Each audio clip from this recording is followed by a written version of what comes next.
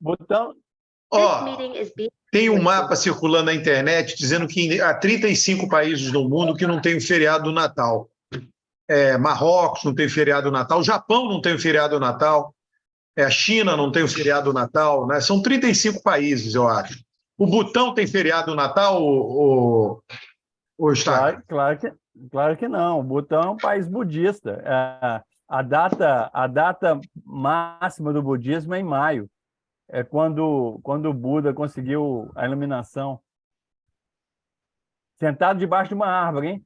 Ele ficou 6 anos debaixo de uma árvore, comendo um bago de arroz por dia, até conseguir a iluminação. Criou raiz. Não, e ele é uma coisa bonita, né? Porque assim, é uma coisa de dentro para fora, entendeu? Por autocontrole, ele conseguiu se conectar com o mundo todo, com o universo. Ele conseguiu falar com alguém? Ele falou com alguém superior? Tudo isso que a Márcia estuda na física, o Buda, 2.500 anos atrás, ele conectou com essas coisas todas só com a mente, assim. Alucinação da boa. Não, isso é iluminação que chama. Isso eu chamo de alucinação. Nirvana. Isso é nirvana que chama. Ele conseguiu o nirvana. Ô, Eustáquio, como é que você deseja feliz ano novo para a pessoa se você acha que a situação só piora? Porque você, quando deseja, você está mentindo. Você está dizendo assim, tem um feliz ano novo, só que vai piorar, porra. Ô Alberto, você gosta de deturpar o pensamento dos outros. O que eu falo é o seguinte, se nada for feito, as coisas vão piorar. Então, assim, por exemplo, em relação ao meio ambiente, se a gente continuar emitindo CO2, continuar destruindo a natureza, as coisas vão piorar, vai ter mais seca, vai ter... Você viu a tempestade de neve que está tendo na Europa e nos Estados Unidos? O meu cunhado mora nos Estados Unidos. Ele mandou o termômetro com menos 30 graus. Isso é por quê? Porque o degelo do Ártico ele diminui o jet stream. Jet stream é uma corrente que circula todo o Oceano Ártico. E aí, quando esse jet stream ele enfraquece, aí o frio atravessa esse jet stream e vem até regiões mais baixas. Então, por incrível que pareça, esse frio excessivo que está acontecendo, isso faz parte das mudanças climáticas. Então, o que eu acho é o seguinte, se a gente fizer a nossa parte, o mundo ainda tem uma solução. Agora, se a gente continuar cego, destruindo a natureza, aí as coisas vão só piorar. E, assim, a predição é que se a gente tem um ponto que a partir do qual não adianta a gente decidir que vai passar a partir daquele ponto fazer. Então, a gente tem que estar muito atento para não chegar nesse ponto. Tá? É interessante, né, que o discurso catastrofista ainda tem esse detalhezinho, ao ponto do não retorno. Aí a catástrofe é maior ainda, porque não adianta você fazer nada. Porque, né, é muito legal como é que é construído o discurso catastrofista. Mas assim, ó... Alberto, a questão é a seguinte, olha só, o permafrost, toda aquela região do Alasca, do Canadá e da Rússia, da Sibéria, ele é constituído de permafrost. É um solo congelado, muito carregado de CO2 e metano. Tá? Então, o que acontece? Se o aquecimento global continuar e essa camada do permafrost ela descongelar, mesmo que a gente pare de emitir CO2, essa área do permafrost ela vai continuar emitindo, entendeu? Isso que é o ponto do não retorno. Por isso que a gente tem que... É a mesma coisa da Amazônia. A Amazônia tem um cálculo que é o seguinte, quando você destruir 25%, 30% da Amazônia, aí ela entra num processo de autodegradação. Tá? Então, a gente tem que evitar chegar nesse ponto de não retorno. Mas isso é ciência, Roberto. Isso é academia brasileira, que você está querendo entrar na academia brasileira. Não. Eu quero, mas sem superstição. Sem superstição. Se você for negacionista, não tem espaço na Academia Brasileira de Ciência. Deixa eu completar. É que, na verdade, eu acho que o Alberto tem uma crença, né, que a ciência vai resolver, tá? Que vai chegar um momento que a gente vai dar um jeito para isso. Só que é uma confiança que, vamos dizer assim, não é baseada em evidências, porque assim, pode chegar um ponto em que a gente não vai resolver. E a razão também de chegar a um ponto que a gente não vai resolver é que cada vez tem menos gente querendo fazer ciência. Então, assim, nós estamos agora reduzindo o número de pessoas que estão trabalhando e pensando nesse assunto, cada vez menos. Pode olhar a densidade de Enem vestibular no mundo inteiro. É um susto. Não, Márcia, é o contrário. Tem gente que mostra, tem um site, eu citei isso, eu tenho um manuscrito que eu não lancei ainda, que eu estou esperando passar a Covid, né, e voltar tudo melhorar, que são as melhorias do Brasil. Não, está pronto, está pronto. É um livro, está pronto. E eu cito lá, eu não tenho aqui agora, mas quais são os sites que mostram que só aumentou a divulgação científica, só aumentou o número de cientistas, só aumentou o número, só faz aumentar. Você está indo contra os dados ao falar isso. Não estou indo contra os dados. Pega a densidade de Enem e vestibular para a área de engenharia, que tu vai ver que está diminuindo. As pessoas querem ir para algumas áreas de ciência, elas querem ir para medicina, elas querem ir para biologia, mas sinto muito informar. Essa questão de tentar achar uma solução para essa coisa mais tecnológica vai precisar de engenheiro. Tá? Hoje em dia, os Estados Unidos só tem estrangeiro fazendo engenharia. Tá? Os estadunidenses querem fazer direito e um pouco medicina. Realmente, brasileiro tudo quer fazer medicina. Mas isso não quer dizer... Brasileiro quer tudo... eles olham o Rocha assim e falam assim, é um cara bem sucedido, eu quero ser igual o Rocha. O comunicador blogueiro também está em alta, jornalismo... Influencer, né? É impressionante, quando tu olha a densidade vestibular, é jornalismo, é psicologia, é medicina, biomedicina, odonto. Vai olhar a engenharia. Caindo. Tá? Márcia, eu dava aula na Escola de Minas de Ouro Preto, onde o pai do Alberto estudou. Entravam no curso, por exemplo, no curso de Geologia, entrava 100 alunos, formava no máximo 20 alunos. 80% ou mudava de curso ou desistia. Mas a evasão é grande em tudo quanto é curso, cara. Você sabe disso. Em tudo quanto é curso, a evasão é grande. Vou dizer assim, a área de exatas é maior. Assim, o que eu estou dizendo a menor é medicina, que todo mundo sabe o que é ser médico, mas o resto ninguém sabe o que é ser, né? Mas, assim, o que eu estou dizendo é que engenharia está decaindo o número de pessoas interessadas e é um curso em que nem todo mundo... Eu nem vou falar física porque é de chorar. Nós entramos em torno de 135, se 13 se formarem em um bom ano. Tá? Então, assim, forma muito menos. Mas eu estou dizendo que tem pouca gente interessada em fazer o curso, tá? Em cursos de exatas. As pessoas estão muito mais interessadas. O único curso de exatas que as pessoas têm interesse em fazer é informática. É o único que tem densidade subindo. Mas, de preferência, fazer aqueles cursos de informática, que nem a Google, a Amazon estão dando, que é 2 anos que eu chamo de adestramento, e aí tu sai fazendo caixinha preta. Realmente, lá, estudar semicondutor, como é que eu vou produzir, como é que eu produzo uma hardware de verdade, isso está diminuindo. Isso é assustador. Por que é assustador? Porque respostas tecnológicas, se a gente tiver que produzir uma solução que envolva coisa de exatas para essa questão de meio ambiente, não é simplesmente dizer eu não vou mais usar CO2, mas construir uma solução para ter energia, e essa energia não ser a base de carbono, vai precisar de um conhecimento muito profundo da área de exatas. E me preocupa um pouco eu vendo as pessoas desinteressadas nisso, Márcia, e muito particularmente interessadas no Brasil. Márcia, agora com a Luciana Santos do PCdoB, isso vai mudar. Isso vai mudar.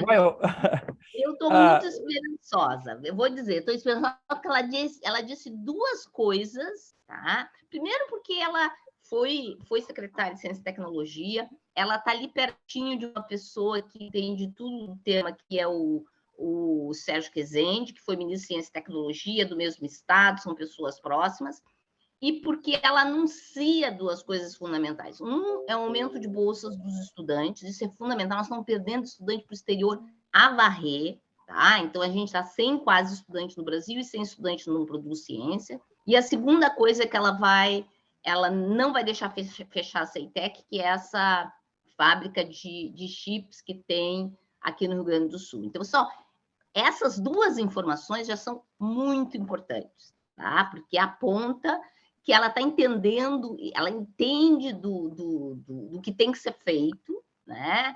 O trabalho da comissão foi excelente, então, assim, eu estou contente, fora o fato, obviamente, de eu estar contente de ter uma mulher pela primeira vez na história em ciência e tecnologia. Não vou isso eu não vou poder. O Lula deu duas tacadas aí fortes, né?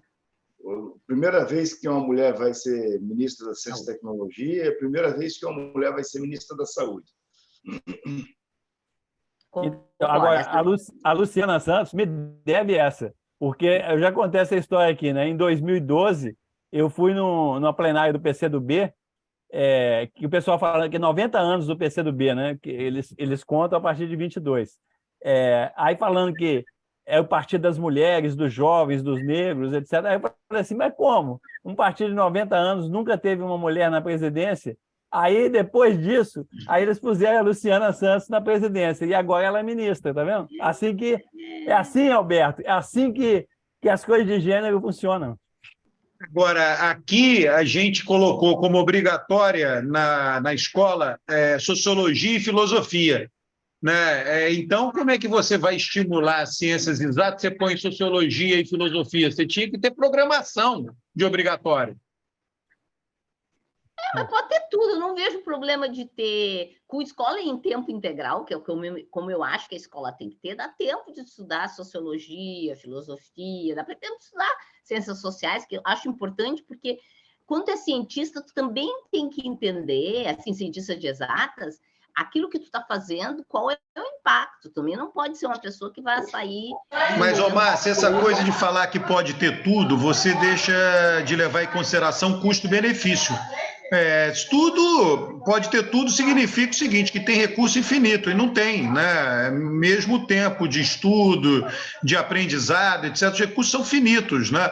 E aí, se um país quer estimular a ciência, ele tem que estimular já desde o ensino básico, desde o ensino médio. Então, tem que botar disciplinas mais relacionadas com isso, né? Então, se você ensina programação em vez de ensinar pseudo, né? Porque, na verdade, os cursos de sociologia são cursos basicamente de doutrinação marxista. Isso é um fato, né? Os professores são muito mal formados, entendeu? Ensinar ciência social não ensina. O que causa alguém ganhar uma eleição, o que causa uma revolta, ensina que tem diferenças de classe, o mundo na verdade, é um manualzinho pseudocientífico marxista, né? Mas filosofia, assim, filosofia antigamente, com Aristóteles, tudo, era matemática, física, filosofia incluía tudo. Eu acho que é um bom começo para a ciência começar lá de trás, como é que as pessoas viam os diferentes elementos, e aí tu vê como o raciocínio científico pode ser montado. Não vejo ruim, eu acho que a gente precisa, isso sim, ter uma escola de tempo integral, tanto pelo fato de que dá uma formação mais global, como pelo fato que, hoje em dia, com o fato das famílias estarem todo mundo trabalhando, a gente precisa que os jovens, as crianças, estejam na escola o dia todo. É um esforço, mas certo, nos Estados Unidos, por exemplo, a escola é de tempo integral, ela vai até, tem aula de manhã e tem aula de tarde. Então, eu não vejo isso, é um esforço que a gente vai ter que fazer, vai ter que enfrentar para conseguir fornecer esse tipo de estudo. Rocha, a Isolda vai ficar no Ministério junto com o Camilo? Ela vai ser a secretária executiva do Ministério. Não. É a segunda, vai ser a segunda do... Ela não ia pegar uma secretaria... Não é segunda, não. É secretária executiva, não. É secretária executiva segunda. Ela vai ser secretária do ensino básico, não é isso? Ensino básico. Exatamente. Ela vai ser secretária do ensino básico. Eles combinaram lá. Na verdade, o Lula entregou para o Ceará, né? toda a educação. E ela indo para o ensino básico quer dizer que vai ter uma atenção especial voltada para isso no governo, né? O governo vai olhar isso com mais... Mas dos 50 bilhões de recursos do Ministério, 45 é para a universidade e 5 é para o ensino básico. Não, mas porque o ensino básico é estadual e municipal. Ué. É. Por isso que a maior parte do dinheiro do ensino básico ela vem de estado e município. Sim, mas mostra que não é prioridade para o governo federal, né? Em termos de recursos, não é prioridade. Não, mas é porque o dinheiro, pelo que eu saiba, vem dos estados, mas se pelo menos ela voltar a discutir essa reforma que foi feita recentemente do ensino, que gerou uma divisão, tu sai com uma formação que tu tem já muito cedo que optar entre disciplinas, eu acho que isso tem que ser reanalisado. É muito, vamos dizer assim, eu acho sério o fato de tão jovenzinhos eles terem que dizer, não, eu quero fazer mais área de humanidades, não, eu quero fazer mais áreas de física, química e biologia. Isso foi uma ideia que eu acho que não só não é baseada não para de pé, como também ela tem problemas de implementação, já que as escolas não estão preparadas para isso. Então, espero que eles deem uma reolhada nisso aí, de ter esse ensino, e além do que um ensino entrelaçado, os professores todos formados disciplinarmente, os de física, de biologia, agora tem que misturar conhecimentos, os livros didáticos, tudo assim, montados desse jeito, sem que os professores estejam preparados para fazer isso. Então, não só é uma questão discutível quanto à ideia, mas também discutível quanto à implementação, tem esperanças que ela olhe isso. Ô, Rocha, e a Tebet, hein? Eu estou curioso para saber aonde que a Tebet vai entrar aí dessa história. Eu fiquei com a impressão, fui ficando com a impressão que ela não quer ir para o governo, né? Porque esse movimento de dizer que exigir um determinado ministério, isso é um comportamento de quem não quer entrar, quem quer arrumar está dando um motivo para não entrar, para não participar do governo. Parece que é isso, porque é uma coisa absurda, né? Não é normal um partido chegar numa coligação, bater no pé e dizendo que quer tal partido, não, uma pessoa, né? Porque parece que essa não é uma postulação do MDB. E o Lula fez o esforço que ele podia fazer, né, para contemplar, e parece que não deu nada, o meio ambiente ela não quis, ela tem o Ministério das Cidades, tem o planejamento, ela vai ter que escolher um desses ministérios se ela quiser participar do governo, senão não vai participar. Mas planejamento, será que ela tem condições de tocar o planejamento? Porque não é uma pasta difícil, uma pasta difícil. Tem, mas é uma pasta difícil, mas tem uma estrutura de técnicos formidável, competentes, que podem dar conta do negócio. Agora, tem que resolver essa questão política. O IBGE é ligado ao planejamento. Então, se ela for para o planejamento, ela vai ser chefe do IBGE. Eu vi essa semana o pessoal falando a questão de gratidão.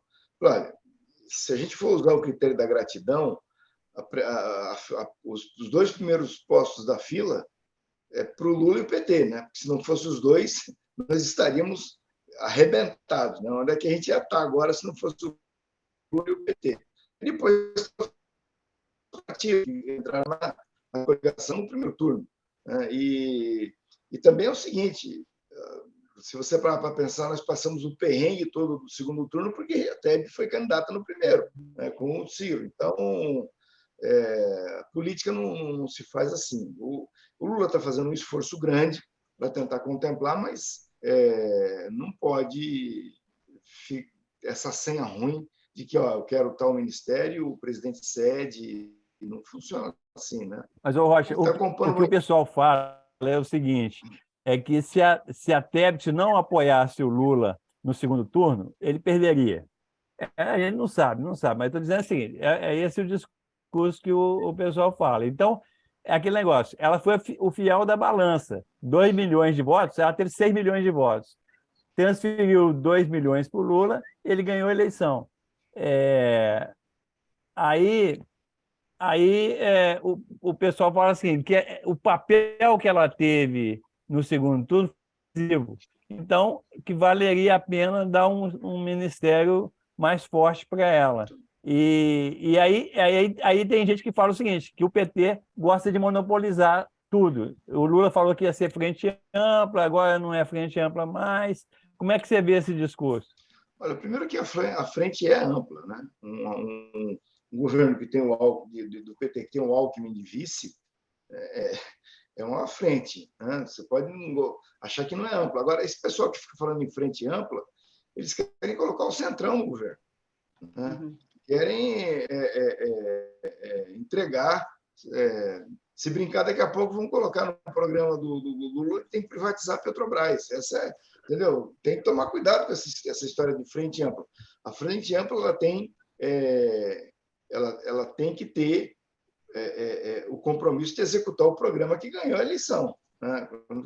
Esse pessoal começa a falar em frente ampla no seguinte sentido, né? Coisa do mercado, Lula, acabou a eleição, desce do palanque, manda o povo embora, manda voltar daqui 4 anos, então o negócio agora é com a gente aqui, vem aqui conversar, e aí foda-se o que a urna aprovou, entendeu? É isso. Você pega o editorial do Estadão, da Folha de São Paulo, essa gente não tem vergonha na cara, certo? De dizer o seguinte, a eleição acabou, manda o povo embora e volta daqui 4 anos, daqui para frente é com a gente aqui, vamos ver essa história aí de não privatizar, acaba com isso, vamos conversar. É assim, entendeu? Um desprezo. Ontem eu vi um cara, um dirigente da Band News, que é cientista político, um daqueles jornalistas lá, o cara dizendo a disputa no segundo turno foi entre uma proposta heterodoxa para a economia e uma proposta ortodoxa para a economia. Uma proposta que queria um Estado mais enxuto, certo? Menos intervenção estatal, e uma outra proposta que quer mais intervenção estatal, com um Estado mais propositivo, mais intervencionista. Eu fiquei olhando aquilo, falei, de que eleição ele está falando, né? Porque a eleição que eu participei, nós estamos discutindo entre democracia, certo? E a morte da democracia, certo? Uma proposta que queria restaurar, manter a democracia no Brasil, a outra que apontava para a morte da democracia no Brasil. Foi isso que foi decidido, não foi esse negócio de mais Estado, menos Estado. O eleitor não estava preocupado com isso. O eleitor estava preocupado com programas do governo Lula, que erradicaram a fome, a miséria, a desigualdade social, incluíram, certo? E um governo que trouxe a fome de volta. Esse é o debate que teve. E a questão democrática, o que levou a Tebet a apoiar o Lula no segundo turno não foi que o Lula é mais ou menos intervencionista, foi que o Lula era a garantia de que nós teríamos democracia, né?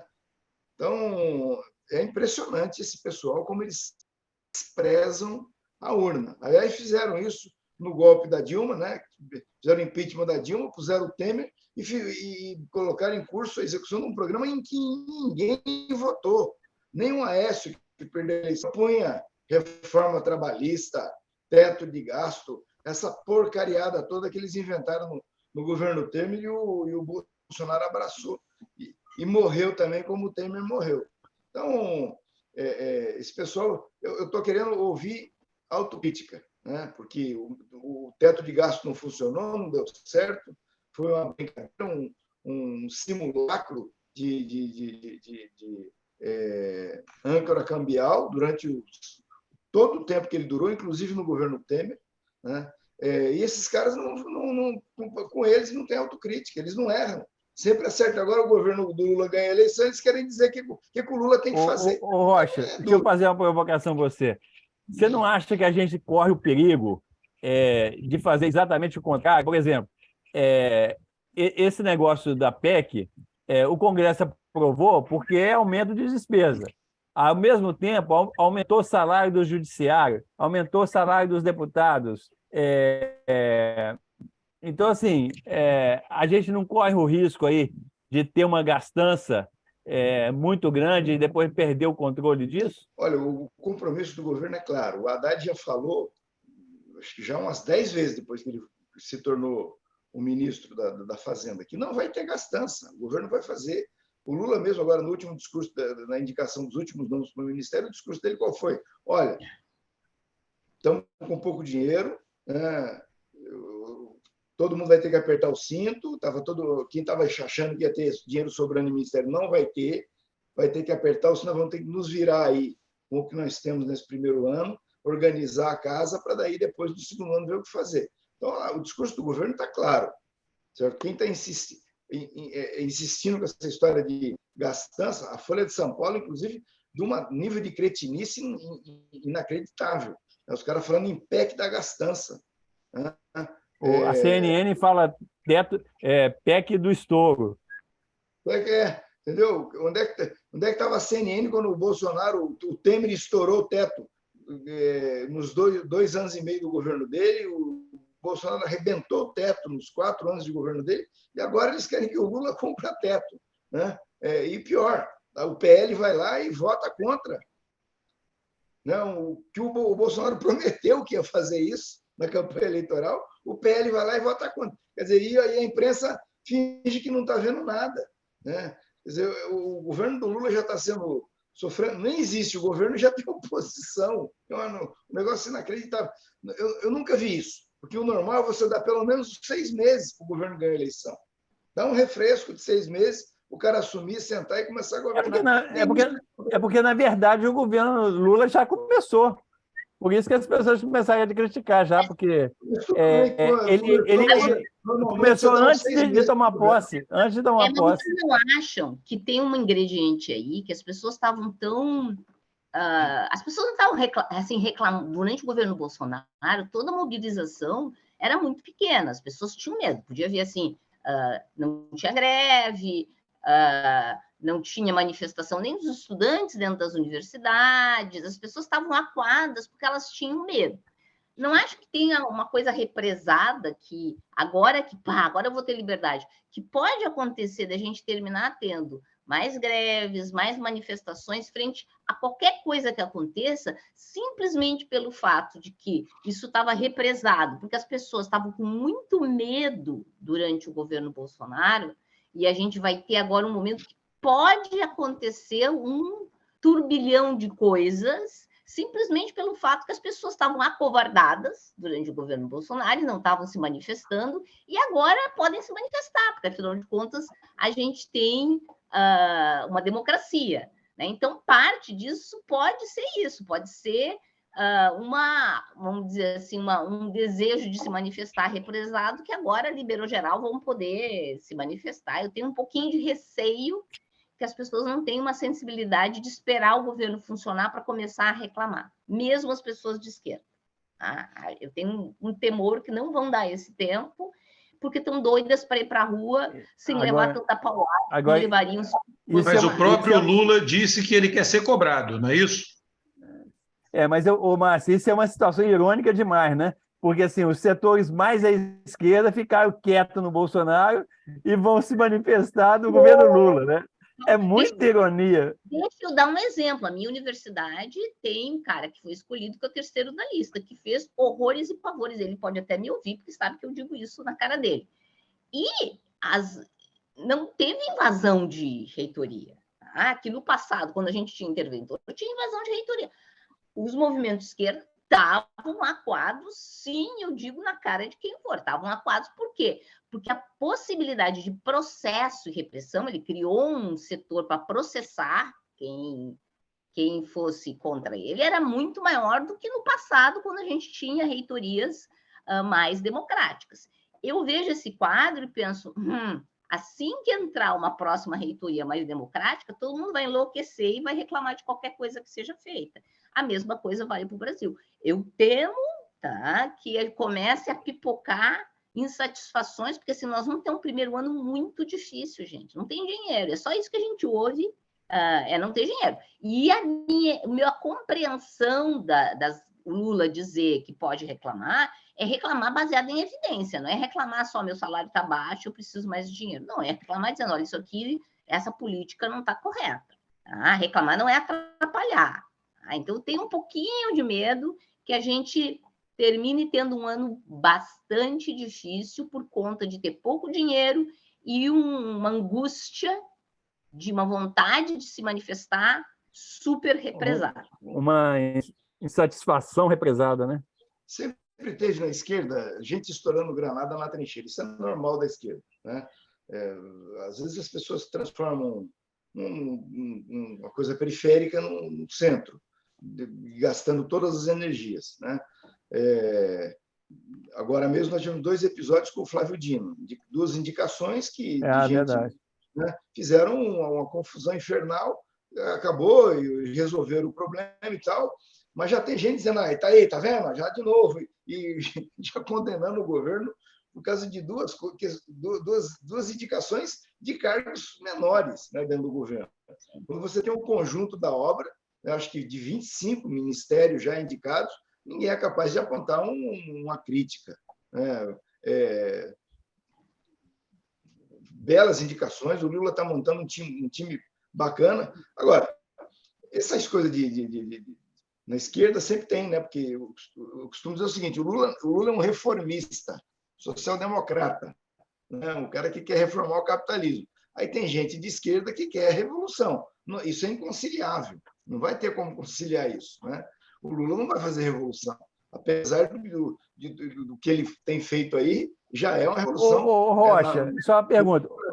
Disso que você está falando, o PSOL, ele tem essas 2 posições dentro do PSOL, né? Tem uma ala que quer ficar fora do governo e tem uma ala que quer apoiar o governo. Como é que está essa discussão com o PSOL? O pessoal aprovou e liberou militantes para participar do governo.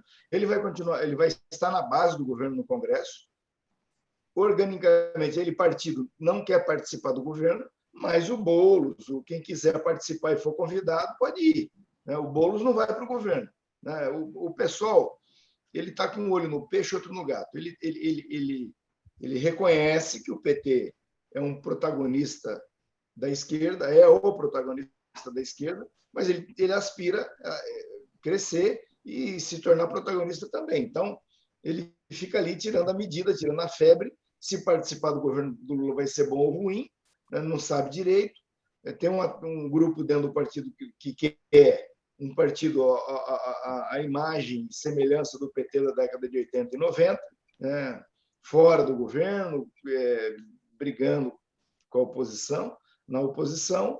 E tem uma ala que acha que não, que o momento exige um pouco mais de compromisso, né, com a questão democrática e que não tem receio de participar do governo.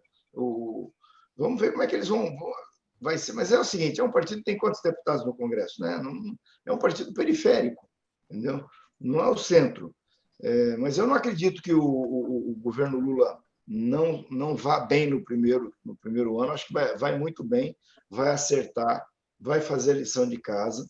O governo sabe o que tem que fazer, a equipe de transição forneceu todas as informações necessárias do que tem que ser feito. O Lula ele é racional, ele é de escolher prioridade, ele vai estar discutindo, vai estar participando de tudo. O primeiro ano de governo é prioridade. Se estabelece as prioridades. Qual é a prioridade do governo? Aprovar a PEC, para ter o salário de 600, o Bolsa Família de R$600. Vai ter uma revisão, né, uma auditoria no Bolsa Família, porque parece que tem muita picaretagem, né, do bolsonarismo.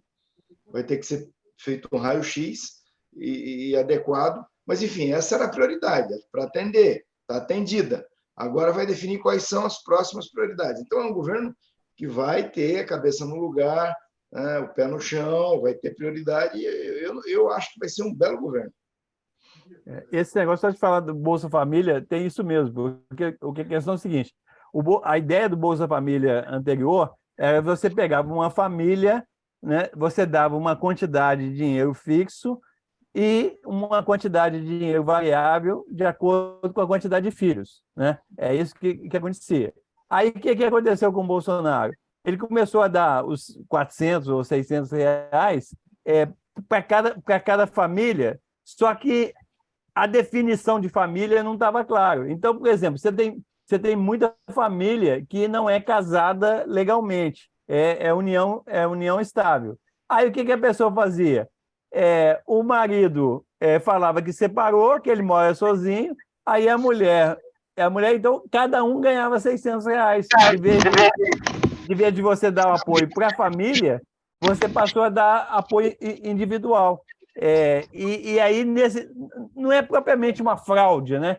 É uma falta de definição no que é o programa, para onde vai o programa. Agora, além disso, óbvio que teve fraude, por exemplo, está provado que tem milhares de militares que pegaram Bolsa Família, né? Tem funcionário público que pegou Bolsa Família, que tem salário, tem emprego formal.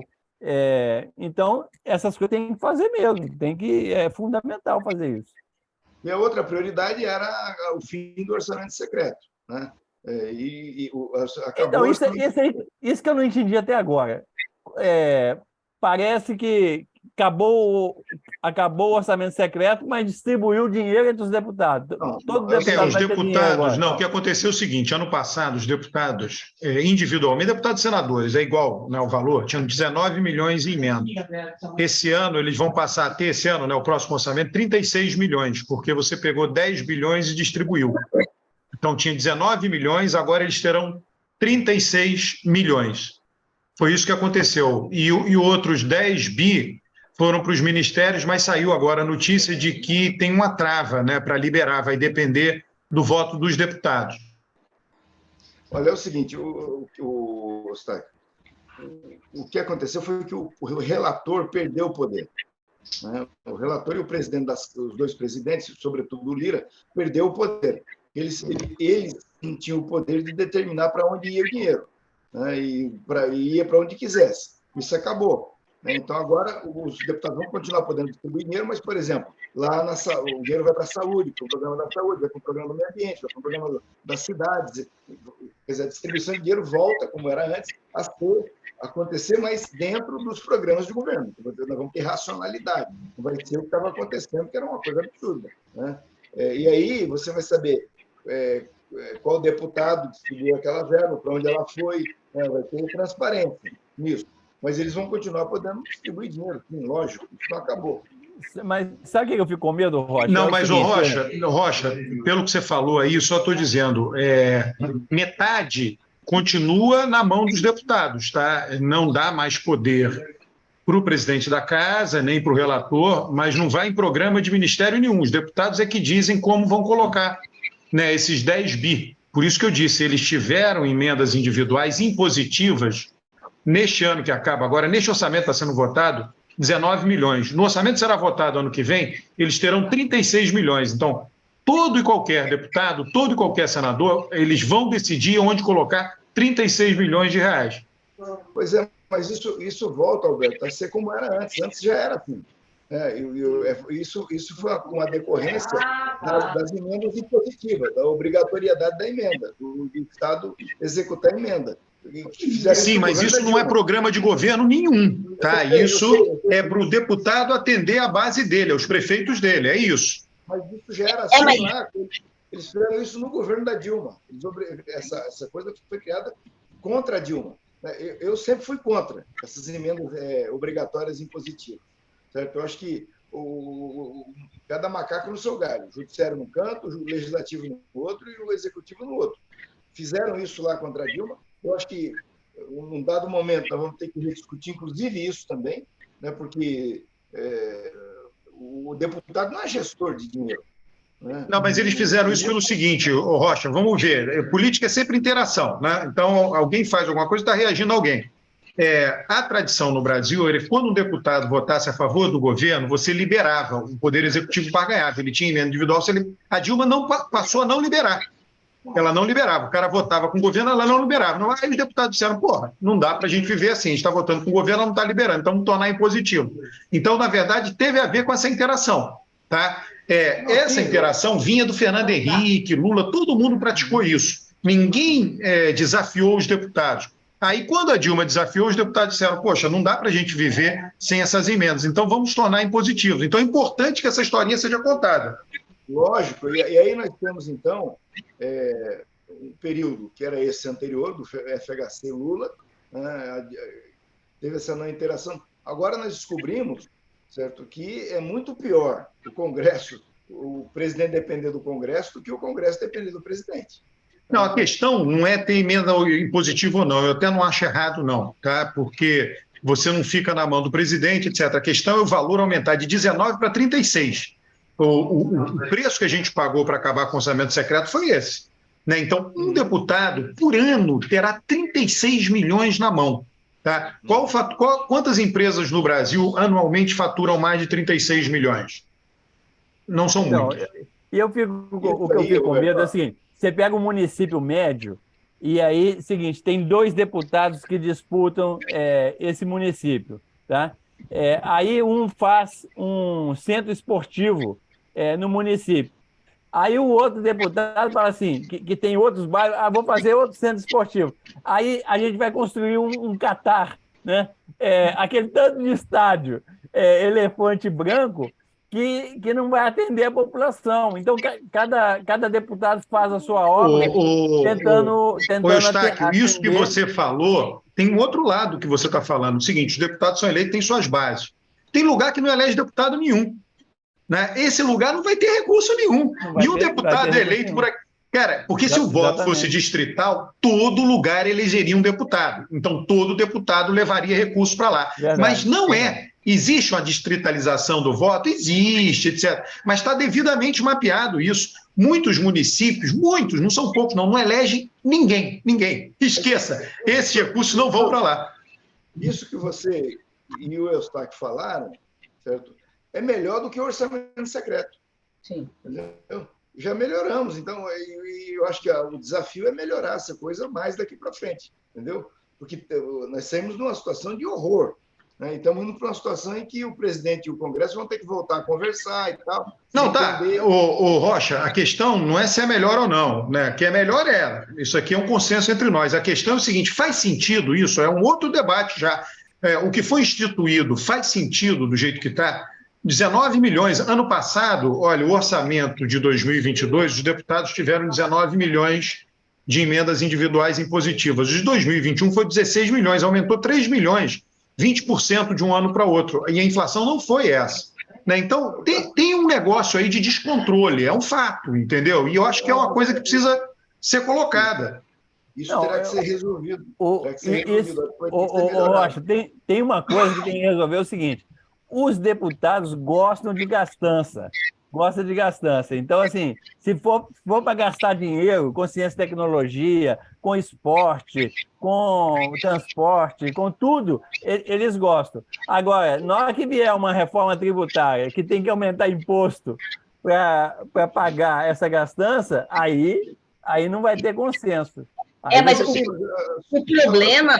o problema disso tudo é que ninguém está monitorando. Tu diz, vai gastar nisso, aquilo. Ninguém está monitorando em que é feito esse gasto. E ele é um monitoramento possível. A gente fez, eu e um aluno meu, fizemos uma análise dessas emendas parlamentares só na área de ciência e tecnologia. E todas elas não passam de o que a gente chama de TLR mais baixinha. TLR quer dizer nível de inovação. Então, eles apoiaram construção de prédio, não sei o quê. Nada é realmente alta ciência e tecnologia. E é tudo coisa de curto prazo, nada de longo prazo, porque longo prazo não dá voto. Então, um prédinho, um centro não sei o quê, que depois tu vê não tem continuidade. Tá? Então, assim, eu nem tenho problema nenhum em dar dinheiro para os deputados, mas a gente tem que aprender a monitorar. Até um cara a pessoa que está concorrendo contra, devia monitorar, e não é difícil de fazer isso, não. Com a lei de acesso à informação, está tudo público. E tu dizer assim, mas fulano, meu competidor, tu gastasse mal nisso que está caindo aos pedaços. Quer dizer assim, começar a ter denúncia. Eu tenho a impressão que tem um pacto de mediocridade. Então, assim, ninguém fala o que o outro ou a outra fizeram de errado, porque está todo mundo investindo em coisa medíocre e não faz acompanhamento. Tá? Apesar de terem assessores, pessoas que podiam atuar melhor nesse acompanhamento, não é feito, né? Eu olhei só a área de ciência e tecnologia e fiquei estarrecida com, assim, o nível super, assim, elementar do que é feito investimento. Não é feito investimento em alta tecnologia, nem média tecnologia. É coisa rapidinha, né, de ser feita, e que dá lá, põe uma plaquinha na porta e está feito. Então, assim, nós temos que também aprender a olhar.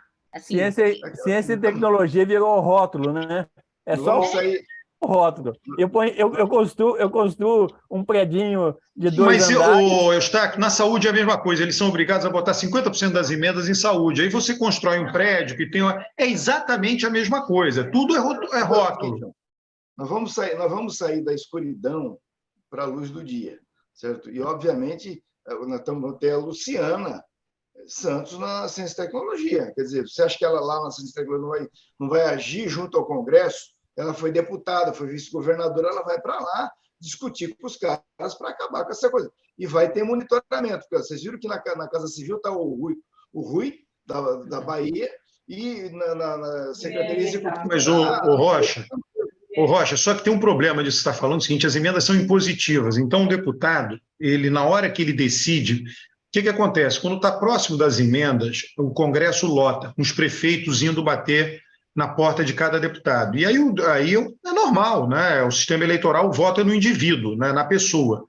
Né? E aí o deputado vai lá e conversa com o prefeito: olha, próxima campanha você faz a campanha para mim, faço.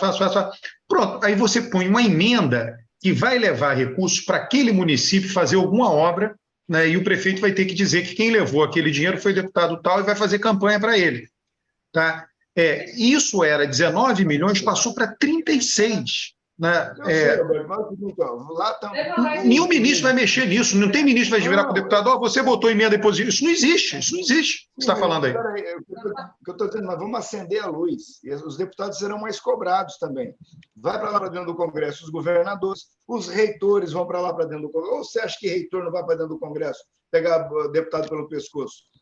Entendeu? As entidades, as escolas técnicas vão para lá para dentro do Congresso. O Congresso é um campo de disputa. Né? E todo mundo vai lá para dentro, tentar tirar um naco desse dinheiro, certo? Eu acho que já melhorou muito. Pode melhorar mais? Jornalistas que merecem ser chamados assim deviam fazer divulgar: olha, esse deputado dá para pegar essa histórica, ele investiu nisso.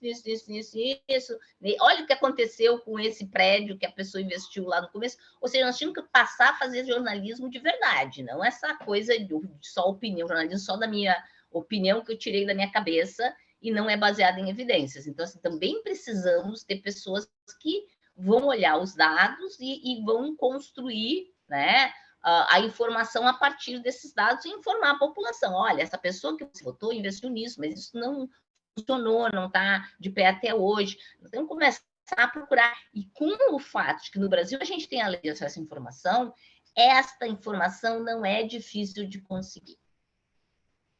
Por que não faz? Eu acho que, como eu disse, acendemos a luz na escuridão. Então, vamos dar uma olhada geral. Agora vamos ter um novo governo com compromisso com a transparência, né? Tem todo um trabalho que já está sendo pensado para ser feito na AGU, na CGU, as relações com o Tribunal de Contas da União serão outras desse governo. Então, eu acho que, sim, vai ter conflito, porque as pessoas vão ser mais encorajadas a cobrar mais. Não é porque o Lula está dizendo que não, é porque é do processo democrático. A democracia pressupõe, precisa de conflito, e vai ter, né, mais conflito. As pessoas que não ficaram caladas do governo vão falar bastante agora. É isso. É assim que funciona.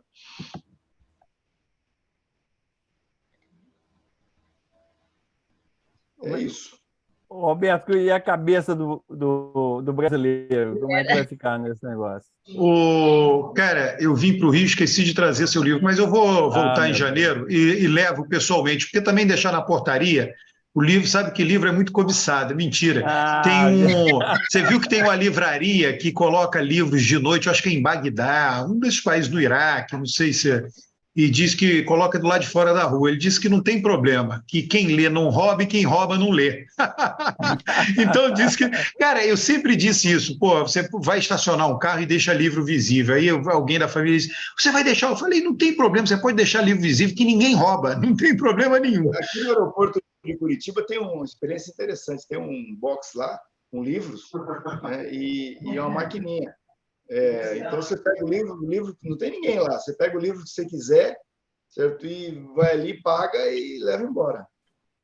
Agora, você viu que o Tite estava fazendo uma caminhada às 6 horas da manhã na Barra da Tijuca e foi assaltado, foi roubado, né? Levaram o cordão dele e ainda levou um esporro do assaltante, porque o Brasil foi eliminado da Copa. Não vi isso, não. Não. Acabou de acontecer, foi hoje, né? O assaltante reclamou dele que deixou o Brasil. É ridículo ser eliminado pela Croácia. Agora, ou seja, se ele tivesse ganhado a Copa, o assaltante não tinha assaltado ele, né? Claro que não, que dúvida. Agora ontem, hoje, desculpe, na sexta-feira, teve uma declaração do comandante do Exército, né, que provocou profunda decepção nos bolsonaristas que estão aí nos portões dos quartéis, e também veio a notícia de que o Bolsonaro não vai passar faixa, ele vai passar o ano lá numa casa, numa mansão do Trump, na Flórida. Então, assim, eu estou achando que o final de ano dos zumbis aí dos portões dos quartéis vai ser mais duro, mais difícil do que foi a própria derrota no segundo turno. Será que vão passar a noite de Natal assim também? A noite de Natal, a noite de Ano Novo? Não é possível. Está enfeitado. Hoje eu vi um vídeo de um dos acampamentos já todo enfeitado, com bandeirinha, com luzes de Natal. É uma comunidade. Pensa assim, as comunidades festejam, se tornaram uma comunidade. Eu tenho dúvidas que vai ser tão fácil diluir isso, porque gerou uma certa fraternidade. A diluição física vai ter que ter, porque é o seguinte, nós vamos ter que aplicar para eles a mesma regra que foi aplicada para a vigília Lula livre aqui em Curitiba, no Santa Cândida. A vigília invadiu as ruas, as pessoas começaram a reclamar do silêncio, de que a rua estava ocupada pela vigília, aí a justiça entrou em campo, né, e aí, finalmente, a vigília foi obrigada a sair da rua, teve que se recolher num terreno que eles alugaram na frente da Polícia Federal, e ela funcionou ali num terreno alugado, né, e obedecendo a lei do silêncio. Então, até tal hora, acabou a bagunça, todo mundo quieto, se recolhe, e a vizinhança tem direito ao silêncio, né, ao sossego. E lamento informar, mas eles vão ter que se submeter ao mesmo procedimento que a vigília Lula submeteu. Vão ter que sair do espaço público e ir para o espaço privado, que eles vão ter que providenciar, e silêncio, né? Aqui em Curitiba, por exemplo, tem muita gente reclamando que tem uma ocupação no Bacaxiri, que é basicamente o mesmo lado da cidade onde tem a Polícia Federal, e é o bairro Santa Cândida, onde teve a vigília, e os moradores não conseguem dormir por causa da rezadeira. Parece toda a noite é uma procissão só, a noite toda. As pessoas não estão conseguindo dormir, eles vão ter que sair dali. É muito interessante isso, né? Porque democracia é assim, tem que se submeter à lei. Mas, o interessante é que a sociedade não reage, né? Você resolveria isso com uma dúzia de ovos, sociedade passando ali e ovando essa turma. Não, eu acho incrível, você resolve mesmo. Resolve, tem que ter coragem lá e mandar ovo nesse pessoal, pô. Alberto, falando sério agora, Alberto, você acha que o bolsonarismo vai continuar durante o governo Lula ou vai surgir um nome tipo Tarcísio para ser candidato em 2026? O voto de direita está lá. Como o voto de esquerda está lá, o voto de direita está lá. E a gente está vendo que está perto dos 50 os dois. Então, qualquer candidato da esquerda que for apresentado vai ter esse voto. Qualquer candidato da direita que for apresentado vai ter esse voto. Aí agora depende do sistema, se vai apresentar Bolsonaro ou não. O sistema vai querer apresentar Bolsonaro de novo ou vai barrar Bolsonaro? O sistema pode querer apresentar um Tarcísio, um Eduardo Leite, para reter esse voto. Então, só depende do sistema agora. A gente não pode pensar só do ponto de vista da procura. tem que pensar do ponto de vista da oferta. O que o sistema vai ofertar ao eleitorado?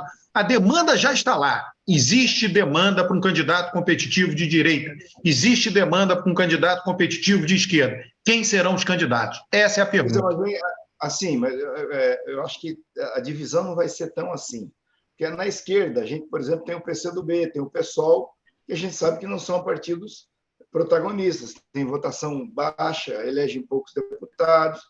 A questão é a seguinte, o Bolsonaro está no PL, certo? Só que ele é totalmente bolsonarista. Né? Uma parte do PL é bolsonarista, o resto é mais centrão tem gente bolsonarista. Tem gente do PL que votou na PEC, né? Exatamente. E a pergunta que se tem que fazer é o seguinte, qual é o tamanho do bolsonarismo? Esse troço que está aí na porta dos quartéis, que andou bloqueando estradas, qual é o tamanho eleitoral disso? Entendeu? É de 99 deputados, que é a bancada do PL, ou não? Essa é a pergunta, Alberto. A questão é o seguinte, esse candidato de direita que o Alberto está falando, ele vai conseguir conquistar uma parte do centro ou não? O candidato de esquerda vai conquistar uma parte do centro ou não? Porque não é 50% para a direita de 50% para a esquerda. Deve ser assim, no máximo 30% para a esquerda, 30% para a direita, e tem mais uns 40% aí que são do centro, que pode ir para um lado, pode ir para o outro. O PT, historicamente, tem de 25% a 30%. Né? Exatamente. Tem que saber se esse bolsonarismo aí, que está na porta dos quartéis, que bloqueou a estrada, que financiou esses atos antidemocráticos, se ele vai ter uma representação de 25%, 30%. Essa é a questão. Porque eu acho que não vai conseguir. Vocês estão falando como se a eleição não fosse em 2 turnos. A eleição é em 2 turnos. Né? Então é 50-50. 50 para a direita e 50 para a esquerda. Né? O candidato do PT é o que vai para o segundo turno. O candidato da direita, ninguém sabe quem vai para o segundo turno. A questão é essa. Agora, os 50 estão lá. Os 50 estão lá. Não, Roberto. Por isso é um problema de oferta a partir de agora. Se você pega, vamos pegar a eleição de São Paulo. Você tem esquerda, você tem a direita e tal. O Tarcísio chegou e conseguiu rebanhar PSDB, conseguiu rebanhar muita gente de centro, inclusive gente que votou em Lula e votou em Tarcísio. Não, você está errado, isso não aconteceu. Em São Paulo, o voto para presidente, para governador, foi igual na primeira casa decimal. Tá? Não houve isso que você falou, tá? Entra lá no resultado, você vai ver. Na primeira casa decimal, Haddad e Lula. Foi igual na primeira casa decimal. Foi igual na primeira casa decimal. No terceiro. Sim, foi igual na primeira casa decimal. Só diferenciou na segunda casa decimal, foi irrelevante. O voto foi totalmente casado em São Paulo. Não, mas o que eu quero dizer é o seguinte, é que o Tarcísio, ele pegou o voto do centro, PSDB e várias outras coisas, ele pegou e ganhou com uma diferença muito grande. São Paulo só elege direita, cara. São Paulo só elege direita, entendeu? Em nenhum momento um governador de São Paulo foi eleito pela esquerda. Aconteceu o que aconteceu sempre. Então, como eu disse, a demanda está lá. Né? A oferta, em vez de ofertar um candidato PSDB, ofertou o Tarcísio. Foi isso que aconteceu. Né? Então, a oferta está lá. Nacionalmente, a gente elege direita e esquerda. Né? A questão é qual será a oferta. O sistema político tem que olhar a oferta. Bolsonaro será considerado inelegível ou não? Né? O sistema vai continuar permitindo a oferta de Bolsonaro? Se continuar permitindo, ele tem chance de ser eleito. Se o sistema torná-lo inelegível, ele não terá chance de ser eleito, porque ele estará inelegível. A questão é qual a decisão que o sistema político vai tomar. O que o Eustáquio está colocando, acho que essa é a indagação, se nós vamos ter uma via de direita não bolsonarista tão ou mais forte que o bolsonarismo. Isso vai depender da dinâmica eleitoral. Isso não dá. Bolsonaro pode ganhar. Claro que se ele puder ser candidato, ele vai estar na disputa e vai poder ganhar, e vai ter um concorrente. Quando você pensa quem tem mais chance, é o cara que foi presidente, que é o cara que tem um nome nacional, ele vai aparecer na frente de qualquer pesquisa de qualquer outro candidato de direita. Quem é Eduardo Leite diante de Bolsonaro? Nada. Quem é Tarcísio diante de Bolsonaro? Nada. Né? Bolsonaro foi presidente, teve o voto de quase 50%, teve de 55% numa eleição e quase 50% na outra. Então, se ele for candidato, ele será o mais competitivo pela direita. E você acha que ele vai ser candidato, Alberto? Não sei, né? Você tem duas coisas: impossibilitá-lo legalmente é uma coisa, ou tornar possível, ele vai sofrer uma pressão enorme de quem vai ficar fora do governo agora para ser candidato, para voltar ao governo. É assim que funciona a política, né? E aí ele vai ter que resistir a essa pressão, ele vai ter que dizer, não, vocês procurem outro candidato aí. Ah, mas olha, quando coloca pesquisa, só você derrota Lula. É a mesma pressão que Lula vai sofrer. Né? Coloca o nome de Lula, só ele derrota Bolsonaro. Aí vai dizer, não, indica outro candidato, indica... Ele, porra, entendeu? É basicamente isso que vai acontecer. Os dois vão sofrer pressão para ser candidatos. Quer dizer que você acha que pode ter uma outra disputa Bolsonaro e Lula em 2026? Sim, pode ter, por causa disso. Os dois vão sofrer pressão para ser candidatos, né? Ele não ser candidato, sendo possível legalmente ser candidato, não ser candidato é colocar em risco, né, o acesso ao poder do grupo político deles, né? E isso é coisa que um político dificilmente faz, né? Ô, Márcia, esse mundo da política é um universo muito pequenininho. Não é isso, ele é muito dinâmico, né? O Bolsonaro vai ficar 4 anos, talvez, sem estar no holofote, né? Então, será que a gente vai lembrar daqui a 4 anos? Ele vai ter todo esse poder em 4 anos? A gente não sabe. Quem votou nele vai. O cara foi lá e digitou o voto e lembra. O cara foi presidente da República. Lula ficou preso. Um nome que eu acho que, se não pegar ministério, é capaz de afundar. Simone, se ela não tiver ministério, ela não vai estar aparecendo. Se não está aparecendo, é esquecida. Até por aqueles que votaram nela, gente. Então, assim, Lula ficou 12 anos sem ser presidente e não foi esquecido. Bolsonaro ficar 4 não vai ser esquecido. Ele teve um processo, vamos dizer assim, que se não tivesse tido a vigília, toda essa coisa de notícia da vigília, eu acho que ele poderia ter sido esquecido, sim. A vigília foi um instrumento de visibilidade importante. O Bolsonaro vai precisar de um instrumento de visibilidade para a gente, daqui a 4 anos, não esquecer dele. Né? Rocha, só esse negócio da vigília que a Márcia falou, vai aparecer na Globo News? Você vai aparecer na Globo News essa semana? Eles gravaram um documentário que vai para o ar das 22h30 do dia 28, na Globo News. Um documentário longo, em que eles conversaram com as pessoas que visitavam o Lula, que tinham o contato mais direto. E aí eu prestei um longo depoimento, o Manuel Caetano também prestou um longo depoimento, falando muita coisa, né? Que a gente pode falar, e mostrando como é que é a dinâmica aqui. Vai ser bacana, vou ficar mais famoso do que eu sou. Muito bom, muito bom. Pessoal, é isso, né?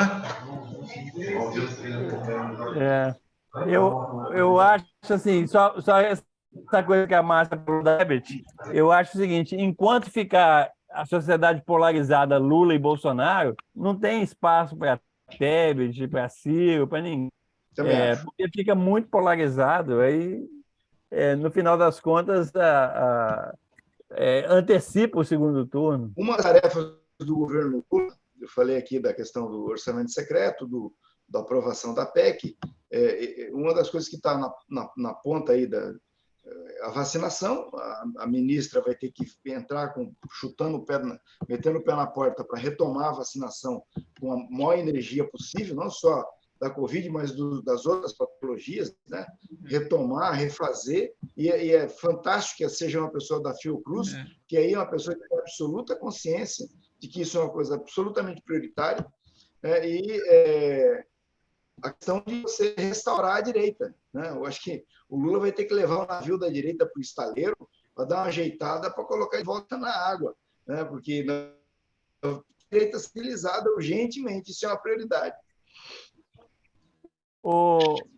Só uma notícia, o negócio da Covid que você falou. Eu, depois de 3 anos, eu peguei Covid agora semana passada. Me deu uma dor de cabeça de um dia muito grande e tal, mas o resto foi tranquilo. Você está vacinado, né? Com 4 vacinas. Eu ouvi muita gente festejando aquelas manifestações na China, né, que eram manifestações contra o blackout, né, contra o endurecimento do governo chinês na questão do Covid. As manifestações fizeram com que o governo relaxasse o blackout. O resultado está aí, ó, uma tragédia. Então, mas isso aí, Rocha, eu estou tentando acompanhar isso aí, até agora não está claro, porque é o seguinte, ontem mesmo saiu várias notícias falando que foram registrados 3 milhões, 4 milhões de casos na China, que os crematórios têm fila, etc. Mas eu não vejo os dados. É claro que tem pouca transparência na China, mas nem dado da OMS, nem nada, não está claro. É claro que está subindo a Covid na China, etc., mas para mim não está claro ainda qual que é o tamanho do desastre lá. O que é uma cepa do Omicron que é resistente à vacina. Esse está sendo o problema lá. Não, e a China também... O Ocidente não vendeu vacina para a China. Então, a vacina deles a Coronavac é mais fraquinha, né? E isso daí é outro problema deles. Eles não importaram vacina. Maravilha. Mas assim, se o pessoal falar, se é isso que eles estão falando lá, milhões de casos, milhões de mortes, vai ser uma tragédia monumental. Eu estou tentando acompanhar isso aí, mas está difícil achar os dados. Roberto, então vamos desejar boas festas. Boas festas, bom fim de ano para todo mundo. Feliz 2023. Vamos ver se a gente agora... a escuridão passou. Vamos ver se as coisas melhoram. A gente vai poder manifestar mais, né, Márcia? Mais a palavra otimismo. É esperançar, que é ter esperança com a ação. Esperança, democracia, fortalecimento da sociedade civil. É isso. Abraço.